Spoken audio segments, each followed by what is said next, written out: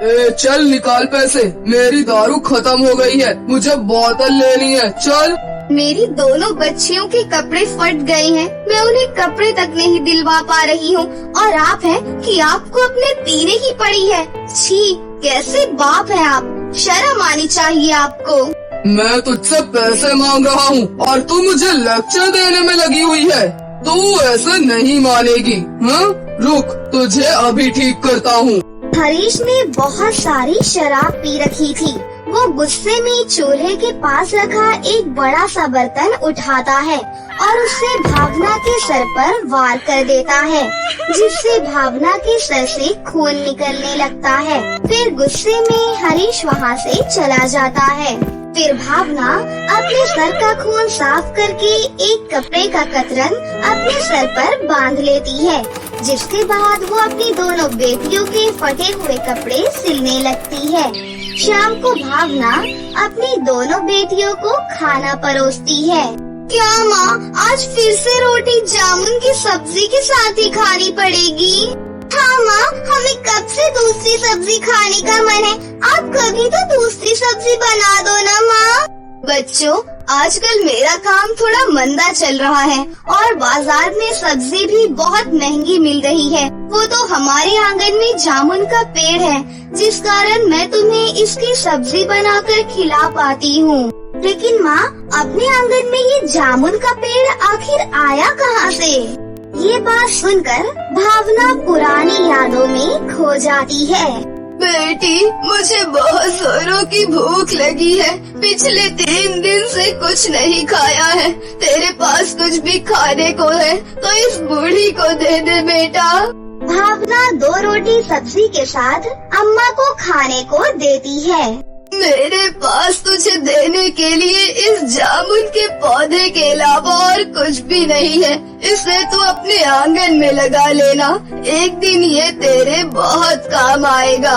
भावना उस पौधे को अपने हाथ में पकड़कर देख ही रही होती है कि पलक झपकते ही वो बूढ़ी अम्मा वहाँ से गायब हो जाती है। फिर भावना उस जामुन के पेड़ को अपने आंगन में लगा लेती है। बेटी, अगर आज हमारे पास ये जामुन का पेड़ नहीं होता तो हम क्या खाते? ये सुनकर दोनों बहनें चुप हो जाती हैं। ऐसे ही कुछ दिन बीत जाते हैं। फिर एक दिन, इतनी देर हो गई, ये दोनों अभी तक घर नहीं लौटी, आखिर कहाँ रह गयी? भावना उन दोनों को ढूंढने लगती है। तभी उसकी नजर घर के पीछे पत्ते खेल रही अपनी दोनों बेटियों पर जाती है। चल अब जल्दी से पत्ते फेंक, और ये देख मैं जीत गई। ये देखकर भावना को बहुत गुस्सा आता है। ये तुम दोनों क्या कर रही हो? तुम दोनों का बाप कम था क्या, जो अब तुम दोनों भी पत्ते खेल रही हो? चलो यहाँ से, लगता है मुझे किसी भी तरह पैसे जोड़कर इनको स्कूल भेजना ही पड़ेगा। लेकिन इनके स्कूल की ड्रेस, किताबें, फीस, इन सब के लिए पैसे कहाँ से आएंगे? तभी वहाँ पर एक लड़की आती है। देखिए, मुझे मेरी माँ ने आपके पास भेजा है। उनका कहना है कि आप बहुत अलग अलग तरह का सुंदर डिजाइन वाला लहंगा बना सकती हैं। ये लहंगा मैं आपको बहुत ही भरोसे के साथ बनाने के लिए दे रही हूँ। ये लहंगा पूरे 1 लाख रुपए का है और इसे सिलने के लिए मैं आपको 10,000 रुपए दूंगी। लेकिन हाँ, इसे बहुत ही ध्यान से बनाइएगा। अगर इस लहंगे में कोई भी दिक्कत आई तो उसकी भरपाई आपको करनी पड़ेगी। बोलो, मंजूर है? 10,000 सुनते ही भावना ने झट से हाँ कर दी। अब वो दिन रात एक करके पूरी मेहनत से उस लहंगे को सिलने बैठ गई। 4 दिन के अंदर ही उसने पूरा लहंगा बनाकर तैयार कर लिया। इतना सुंदर लहंगा देखकर उन दोनों बहनों ने कहा, माँ, आप तो कितना अच्छा लहंगा बना लेती हो। आप हम दोनों के लिए भी ऐसा लहंगा बना दो ना। हाँ माँ, आप बना दो ना हमारे लिए। अच्छा ठीक है बच्चों, इस लहंगे को सिलने से जो पैसे मिलेंगे उनसे घर का राशन भरवाने, तुम्हारे लिए स्कूल की किताबें, ड्रेस लेने के बाद फिर जो पैसे बचेंगे उससे मैं तुम दोनों के लिए बाजार से कपड़ा लाकर लहंगा सिल दूंगी। लेकिन शराब के नशे में धुत हरीश वो सारी बातें सुन लेता है। तभी वो लड़की वहाँ पर आती है और भावना से अपना लहंगा लेकर बदले में पैसे देकर वहाँ से चली जाती है। लेकिन तभी हरीश भावना से वो पैसे छीन कर ले जाता है। भावना उसे रोकने की बहुत कोशिश करती है, लेकिन हरीश उसकी एक नहीं सुनता। वो पैसे मुझे दे दीजिए, उनसे मुझे अपनी बेटियों का एडमिशन करवाना है, उनके लिए लहंगे बनाने के लिए कपड़ा लाना है। हरीश उसकी एक नहीं सुनता और वहाँ से चला जाता है। भावना थक हार कर उस जामुन के पेड़ के नीचे बैठकर रोने लगती है। तभी उस पेड़ से एक जामुन आकर उसकी गोद में गिरता है। मैं एक जादुई जामुन हूँ जो कई दिनों से तुम्हारे दुखों को देख रहा है। मेरे इन जामुनों से तुम अपनी बेटियों के लिए लहंगे बनाकर तैयार कर सकती हो। वो ना तो कभी फटेगा और ना ही खराब होगा और ना ही इस पेड़ से ये जामुन कभी खत्म होंगे। इतना कहते ही उसके सामने जामुनों का ढेर लग जाता है। फिर भावना पेड़ के नीचे सिलाई मशीन लाकर उसकी छांव में ही बैठकर अपनी दोनों बेटियों के लिए जामुन के लहंगे बनाकर तैयार कर लेती है, जो कि दिखने में बहुत ही सुंदर लग रहे थे। फिर अपनी दोनों बेटियों को पहनाती है। उन जामुन के लहंगों को देखकर दोनों बहनें बहुत खुश होती हैं और खुशी से आंगन में झूम रही होती हैं। सड़क किनारे से गुजर रहे लोगों की नजर जब उनके जामुन से बने लहंगों पर जाती है तो वो भी भावना के पास ऑर्डर देने आने लगते हैं और एडवांस के तौर पर उसे पैसे दे जाते हैं। हरीश फिर से जैसे ही भावना से पैसे छीनने आता है तभी जादुई जामुन का पेड़ उसे बहुत मारता है। ये देखकर हरीश डर जाता है। तभी जादुई पेड़ कहता है, बहुत परेशान कर लिया तुमने अपनी पत्नी और बच्चों को, अब मैं तुम्हें नहीं छोड़ूंगा। नहीं नहीं, इन्हें कुछ मत करो, ये जैसे भी है मेरे पति हैं। भावना, मैंने तुम्हारे साथ कितना गलत किया, लेकिन इन सब के बाद भी तुम मेरे बारे में सोच रही हो। सचमुच तुम बहुत अच्छी हो, मुझे माफ कर दो। और जादुई पेड़, तुम भी मुझे माफ कर दो। अब मैं अपने परिवार को कोई दुख नहीं दूंगा और हमेशा के लिए शराब छोड़ दूंगा। उस दिन के बाद से हरीश शराब छोड़ देता है और वो कुछ ही दिनों में काफी अमीर हो जाते हैं। फिर वो सब खुशी खुशी एक साथ रहने लगते हैं। सिमरन अपनी माँ ज्योति के साथ मिलकर एक बुटीक चलाती थी। सिमरन जब छोटी थी तभी उसके पिता का निधन हो गया था। उसके बाद उसकी माँ ने सिलाई का काम करके सिमरन को पाल पोस कर बड़ा किया था। अब सिमरन भी अपनी माँ की तरह ही बहुत अच्छी सिलाई करती थी। अरे सिमरन, मेरा शलवार कुर्ता तैयार हो गया है ना? मुझे शाम को फंक्शन में जाना है। आंटी जी, सूट पूरा रेडी है, बस डिजाइनर बटन लगाने बाकी है। मैं आपको आधे घंटे में दे दूंगी। आप सलवार में डिजाइनर डोरी बोल रही थी ना, वो दुकान पर खत्म हो गई है, इसलिए माँ बाजार से लाने गई है। जैसे ही वो लाएंगी मैं आपका सूट तैयार कर दूंगी। अरे वाह, ये लीजिए, माँ आ भी गयी। अरे ज्योति बहन जी, सूट जल्दी करवा दो, शाम का फंक्शन है। चिंता मत करो रमा बहन जी, मैं सामान ले आई हूँ, बस लगाना रह गया है। मैं आपको आधे घंटे में फोन कर दूंगी। माँ, तुम पहले कुछ खा पी लो, इतनी देर से बाजार में घूम रही हो। लाओ, बटन और डोरी मुझे दो, मैं लगा देती हूँ। अरे मैं तुझे बताना ही भूल गई, अभी बाजार में पता है कौन मिला था? कौन मिला था माँ? अरे तुम्हारे पापा जिनकी फैक्ट्री में काम करते थे, उनकी पत्नी मिली थी। साक्षी देवी नाम है, बहुत अच्छे लोग थे। उनकी बेटी तुम्हारे बराबर की है, तुम्हारे पापा के जाने के बाद फिर हम लोग यहाँ रहने के लिए आ गए, तो उनसे कभी मुलाकात ही नहीं हुई।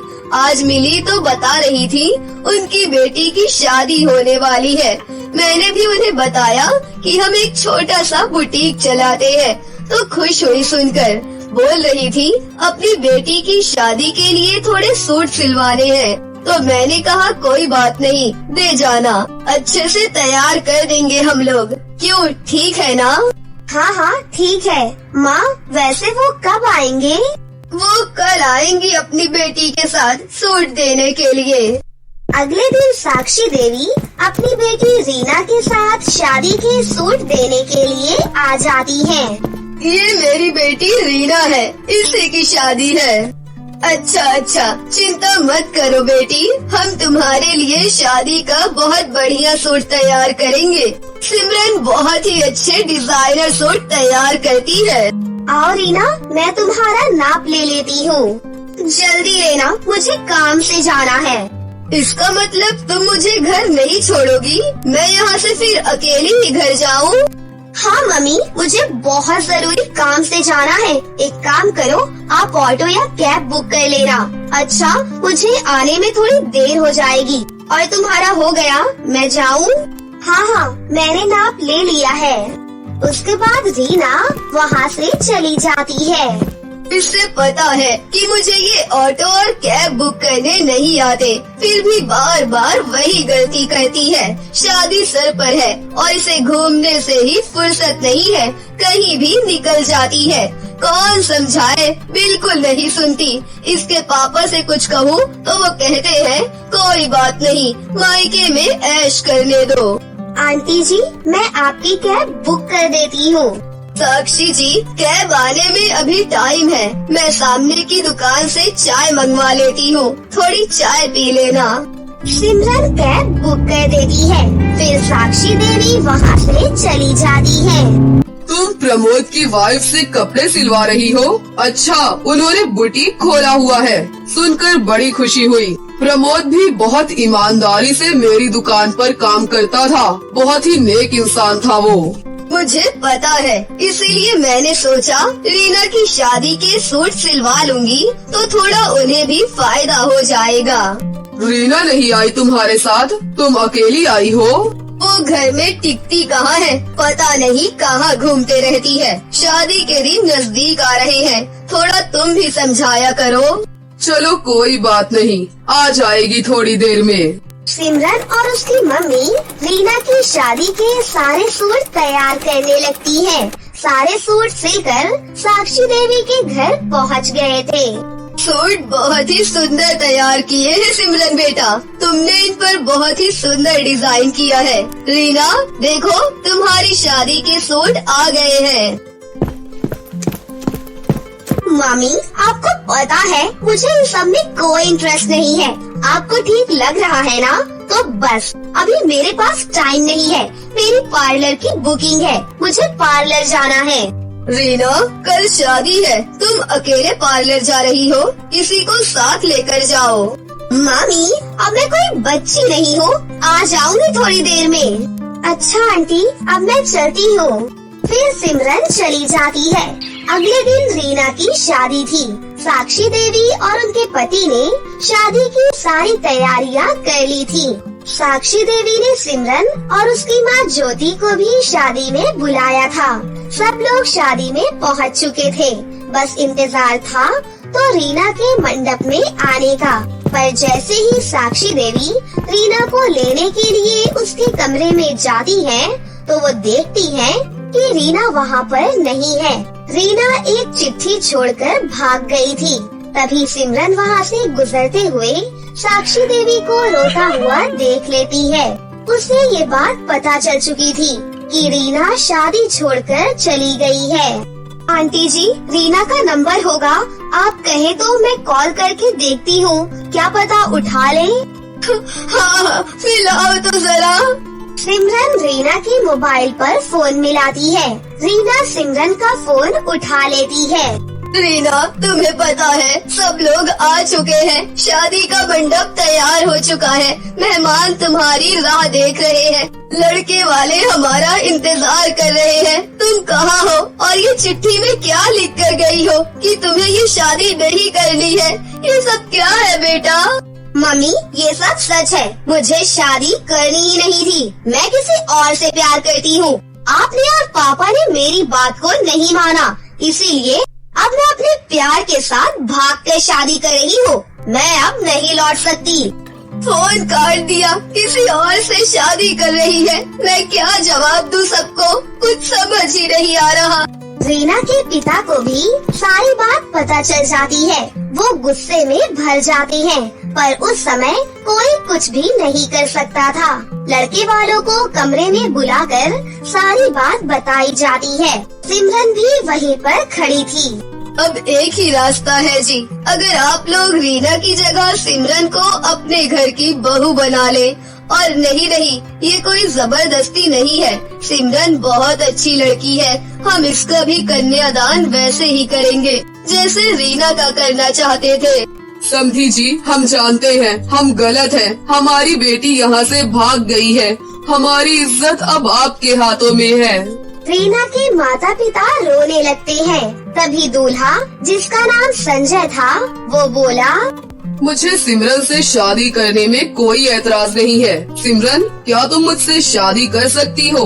क्योंकि अगर रीना अब वापस भी लौटेगी तो भी मैं उससे शादी नहीं करूँगा।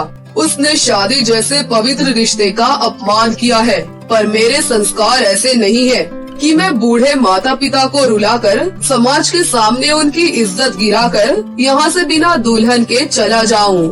आंटी जी, अंकल जी, मैं शादी के लिए तैयार हूँ। पर आंटी जी, आपको तो पता ही है, मैं और माँ एक छोटा सा बुटीक चलाते हैं। और संजय जी, आप इतने बड़े। सिमरन ठीक कह रही है साक्षी जी, मुझे भी शादी से कोई एतराज नहीं है। मुझे तो वैसे भी सिमरन की शादी करनी ही थी। और फिर संजय जैसा होनहार लड़का मेरी बेटी सिमरन को बहुत खुश रखेगा, ये मैं जान चुकी हूँ। पर भाई साहब, बहन जी, मैं अपनी बेटी के साथ मिलकर एक छोटा सा बुटीक चलाती हूँ। ये बात साक्षी जी जानती है। आप जैसे ऊंचे खानदान में। बहन जी, हमें सिमरन जैसी लड़की अपने घर में बहू मिले, हमें इससे बढ़कर और क्या चाहिए? हाँ बहन जी, हमें सिमरन बहू के रूप में स्वीकार है। सबकी रजामंदी से कुछ ही पलों में रीना की जगह सिमरन दुल्हन बनकर तैयार हो गई। सिमरन ने तो सपने में भी ऐसा नहीं सोचा था कि वो इतने बड़े घर की बहू बनेगी। पर रिश्ते तो संजोग से मिलते हैं और शायद सिमरन के संजोग से ऐसे ही शादी करना लिखा था।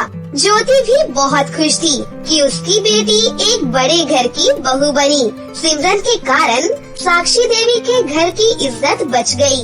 समाज में उनका मान वैसे ही कायम रहा जैसा कि पहले था। साक्षी देवी अपने पति के साथ मिलकर सिमरन को बिल्कुल अपनी बेटी की तरह विदा करती है। सबके आशीर्वाद से सिमरन खुशी खुशी अपने ससुराल विदा होती है। कावेरी सिलाई मशीन पर कपड़े सिल रही होती है। तभी अमीर जानकी वहाँ पर आती है। अरे जानकी जी, आइए ना। मेरे दिए हुए कपड़े सिल गए हैं क्या? जी हाँ, सिलकर तैयार हैं। एक बार फिर भी आप फिटिंग चेक कर लीजिए। अरे कावेरी, तुम जैसे दर्जी के हाथों के सिले हुए कपड़े को क्या चेक करना? बहुत ही बढ़िया ब्लाउज बनाए हैं तुमने। ये लो पैसे। वैसे मैं बताना भूल गई थी कि मेरी बेटी पाखी की शादी तय हो गई है और उसकी शादी का लहंगा भी तुम्हें ही सिलना है। वैसे कावेरी, तुम भी अपनी पांचों नंद के हाथ पीले कर दो। समय बहुत खराब है, लड़कियों की शादियाँ ठीक समय पर कर देनी चाहिए। अच्छा, अब मैं चलती हूँ। जी अच्छा, पता नहीं मेरी पांचों नंद हैं कहाँ? कावेरी अपनी नंद को ढूंढते हुए झोपड़ी के बाहर आंगन के बगीचे में आती है, जहाँ पीहू, रीनू, शिखा, मोहिनी और काजल फूलों से बातें कर रही होती हैं। मोहिनी, काजल, देखो ये गुलाब का फूल कितना सुंदर लग रहा है। हाँ पीहू, सचमुच ये गुलाब कितना सुंदर है। काश जिंदगी भी इतनी अच्छी होती, क्योंकि जिस गरीबी में हम जी रहे हैं उसमें बस ये एक फूलों का बगीचा ही तो है, जिसमें रंग बिरंगे फूलों को मिला हुआ देखकर हमें थोड़ी बहुत खुशी मिलती है। ये कहते कहते पांचों की आंखों में आंसू आ जाते हैं। अपनी नंद की आंखों में आंसू देखकर उनकी गरीब भाभी भरी आंखों से कहती हैं, पता था मुझे कि तुम पाँचों यहीं होगी। अरे कावेरी भाभी, आप? तुम पाँचों यहाँ बगीचे में बैठी बातें बना रही हो और वहाँ तुम्हारी भाभी के पेट में भूख के मारे चूहे पकड़म पकड़ाई और खो खो खेल रहे हैं। ये सुनकर पांचों मुस्कुराती हैं। इसके बाद नंद भाभी एक साथ मिलकर खाना खाती हैं और कावेरी फिर से कपड़े सिलने के लिए बैठ जाती है। हे भगवान, मैं तो भूल ही गई थी। थान का कपड़ा और गोटी खरीदने बाजार जाना था मुझे। अपनी नंद को बोलकर कावेरी थान का कपड़ा लेने बाजार आ जाती है, जहाँ बाजार में उसे अपनी पड़ोसन मिलती है, जो उसे देखते ही बातें बनाने लगती है। देख लो मोरनी, जिसकी 5-5 जवान नंद घर में बैठी हैं, उसकी भाभी सारे बाजार में मटर गश्ती कर रही है। अगर आज उन बेचारी बच्चियों के माँ बाप जिंदा होते तो कब की उनकी शादी कर दी होती। आजकल भाई भाभी कहाँ किसी नंद के सगे होते हैं। उन औरतों के तानों भरी बातें सुनकर गरीब कावेरी बोझ भरे मन से घर वापस आती है और रात में अपनी नंद के लगाए फूलों के बगीचे में फूट फूट कर रोती है और अपनी पांचों नंद की शादी के लिए रिश्ते ढूंढने लगती है, जहाँ एक ही घर के 5 भाइयों से उनका रिश्ता तय हो जाता है। कावेरी शादी के गीत गाते हुए अपनी पांचों नंद को हल्दी और मेहंदी लगाती है। बस अब मेरी पांचों नंद की विदाई में बस 2 दिन ही रह गए हैं। इन बचाए हुए पैसों से कल सुबह ही मैं उनके लहंगे के लिए थान का कपड़ा और गोटी मोती खरीद कर ले आऊंगी। तभी कावेरी का पति मनोहर लड़खड़ाते हुए घर के अंदर आ जाता है। अरे क्यों रे मेरी जहरा जबी, मेरी पांचों बहनों की शादी करा रही है। अपने पति देव को पौवा पार्टी नहीं देगी क्या? शर्म नहीं आती तुम्हें? कैसे भाई हो तुम, जो मदद करने की बजाय उल्टे पैसे मांग रहे हो? जाओ यहाँ से, क्यों आई हो यहाँ पर? नशे में धुत मनोहर कावेरी के साथ मारपीट करके उससे पैसे छीन लेता है। कावेरी उसके पैर पकड़कर बहुत मिन्नतें करती है, मगर मनोहर उसे घसीटते हुए आंगन में फेंक कर वहाँ से चला जाता है। कावेरी सारी रात बगीचे में लगे फूलों को देखकर फूट फूट कर रोती है। सुना है इंसानों की तरह पेड़ पौधे पत्ते फूल भी सांस लेते हैं। तुम मेरी बात सुन सकते हो ना? मेरी मदद करो ताकि मैं इस गरीब दर्जी भाभी के घर के आंगन से उनकी पांचों नंद की विदाई शादी के जोड़े में हो। मेरी मदद करो, मेरी मदद करो। ये किसकी आवाज है? आवाज सुनकर कावेरी इधर उधर देखने लगती है। तभी वो गुलाबों के कांटों में एक तितली को फंसा हुआ देखती है, तो वो उसे वहाँ से निकाल देती है। तुम्हारा बहुत बहुत शुक्रिया, तुमने मेरी जान बचाई है। मेरा बोलना देखकर हैरान मत हो, मैं एक जादुई तितली हूँ। कहो, मैं तुम्हारी क्या मदद कर सकती हूँ? कावेरी रोते हुए उस जादुई तितली को अपनी पूरी बात बताती है। बस जादुई तितली, अगर तुम मेरी मदद करना ही चाहती हो तो मुझे 5 शादी का जोड़ा दे दो, जिसमें मैं अपनी पांचों नंद को खुशी खुशी इस घर से विदा कर सकूं।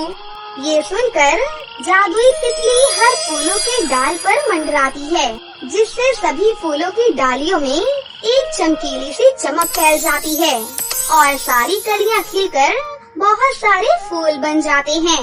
मैंने तुम्हारे इस फूलों के बगीचे को जादुई बगीचा बना दिया है। अब इस बाग में खिलने वाले फूलों की खुशबू कभी भी खत्म नहीं होगी।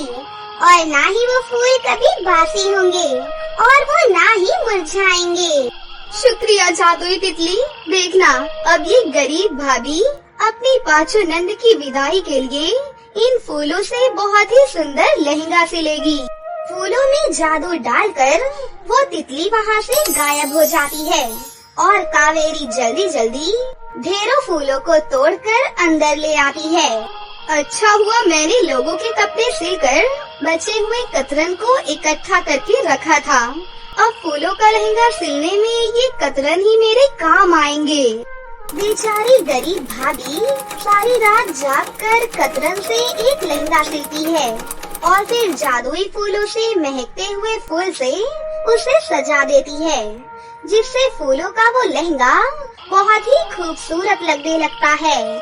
अरे, मुझे ये फूलों का लहंगा बहुत ही खूबसूरत लग रहा है। लड़कियों को ये फूलों वाला लहंगा पसंद तो आएगा ना? ये फूलों वाला लहंगा अपनी नंद को दिखाने के बाद ही आगे मैं और लहंगा सिलूंगी। अगली सुबह कावेरी फूलों वाला लहंगा अपनी नंद को लाकर दिखाती है। पीहू, रीनू, शिखा, मोहिनी, काजल, तुम्हारी गरीब दर्जी भाभी ने एक लहंगा सिला है, मगर पता नहीं तुम्हारी गरीब दर्जी भाभी का सिला हुआ शादी का ये जोड़ा तुम पांचों को पसंद भी आएगा या नहीं। ये देखो। फूलों से सिला हुआ लहंगा देखकर वो पांचों नंद बहुत खुश होती हैं। अरे वाह कावेरी भाभी, ये फूलों का लहंगा तो कितना सुंदर है और इस लहंगे के फूलों में से कितनी सुगंधित खुशबू आ रही है, जिसकी रात रानी के फूलों से घर आंगन महक उठता है। मुझे लगा था ये फूलों का लहंगा तुम्हें पसंद नहीं आएगा, क्योंकि ये मखमल के कपड़ों से सिला महंगा लहंगा नहीं था। भाभी, हमें ये लहंगा बहुत पसंद है, क्योंकि इसमें हमारी माँ जैसी भाभी का प्यार है। इससे खूबसूरत शादी का जोड़ा हमारे लिए हो ही नहीं सकता है। इसके बाद कावेरी आंगन में आती है, जहाँ रात भर में ही हजारों फूल खिले हुए होते हैं। उनसे कावेरी अपनी पांचों नंद के लिए खूबसूरत अलग अलग डिजाइन के लहंगे सिलती है और पूरे गांव को अपनी पांचों नंद की शादी का न्योता देती है। देखते ही देखते शादी का दिन आ जाता है और पांचों नंद फूलों के लहंगे में तैयार होती हैं, जिसके बाद कावेरी उन सभी के लिए फूलों से ही गहने बनाकर उनके पास आती है। अरे कावेरी भाभी, आप आइए ना। वो मैंने तुम पांचों के लिए फूलों से लहंगे गहने ये सब बनाए हैं। माफ करना मेरी प्यारी नंद, मगर तुम्हारी गरीब दर्जी भाभी की इतनी हैसियत नहीं और ना ही इतने पैसे हैं कि मैं तुम पांचों के लिए सोने के गहने बनवा पाती। लड़की की शादी सिर्फ एक बार होती है, पर मैं तुम पांचों की कोई भी ख्वाहिश को पूरा ही नहीं कर पाई। ऐसा कहते हुए गरीब दर्जी भाभी की आंखों में आंसू झलक आते हैं। तभी काजल और शिखा उसके आंसू पोंछती हैं। भगवान के लिए ऐसा मत कहिए भाभी। माँ बाप जी के जाने के बाद सभी रिश्तेदारों ने हमसे मुंह फेर लिया था। भैया के होते हुए भी आपने हम पांचों की भूख मिटाने के लिए आपने दिन रात कपड़े सिले और खुद भूखे रहकर आपने अपना निवाला भी हम पांचों नंद को खिला दिया। आपने हमारे लिए बहुत किया है भाभी, और ये शादी का जोड़ा हमारे लिए खास है। उस लम्हे में नंद भाभी के आंसू बहते जा रहे थे। इसके बाद कावेरी अपनी पांचों नंद को शादी के मंडप में लाती है, फिर पांचों का कन्यादान भी करती है। शादी में आए हुए सभी मेहमानों की नजरें भाभी के सिले हुए फूलों के लहंगे पर ही थी। उस गरीब दर्जी भाभी ने खुशी से अपनी पांचों नंद की विदाई करके उन्हें ससुराल भेज दिया। वहीं अब उनके पास फूलों से लहंगे सिलने के ऑर्डर्स आने शुरू हो गए। कैसी हो कावेरी? आइए न जानकी जी। भाई, चारों तरफ तुम्हारे फूलों के लहंगे की बातें छाई हुई हैं कि तुमने अपनी पांचों नंद के लिए बहुत ही सुंदर फूलों से शादी का जोड़ा सिला था। मुझे अब अपनी बेटी के लिए भी ये फूलों वाला लहंगा सिलवाना है। मगर एक ही टेंशन मुझे खाई जा रही है कि भाई फूलों से सिला लहंगा टिकेगा कैसे। अब जब हम किसी को फूलों का गुलदस्ता देते हैं तो एक ही दिन में या तो वो बासी हो जाते हैं या फिर पीले पड़ जाते हैं, और तो और थोड़ी ही धूप लगते ही मिनटों में मुरझा जाते हैं। आप इसकी चिंता मत कीजिए जानकी जी, मेरे सिले हुए फूलों के लहंगे ना मुरझाएंगे और ना ही बासी होंगे, वो बिल्कुल ताज़ा रहेंगे, इसकी गारंटी मेरी है। कावेरी अपनी बातों से ग्राहकों में विश्वास बना लेती है, मगर किसी को भी जादुई बगीचे का राज नहीं बताती। अब जो भी उससे फूलों का लहंगा सिलवाता था, उसके ऑर्डर और बढ़ते जाते थे, जिससे सिलाई करके उसकी आमदनी और बढ़ती है और गरीब कावेरी अपनी मेहनत और अपनी लगन से गरीब से बहुत अमीर हो जाती है। तो दोस्तों, कैसी लगी आपको हमारी ये कहानी? अगर आपको हमारी कहानी अच्छी लगी हो तो इसे जरूर लाइक करें, साथ ही हमारे चैनल को सब्सक्राइब भी कर लें और बेल आइकन को दबाना ना भूलें। मिलते हैं अगली वीडियो में। धन्यवाद।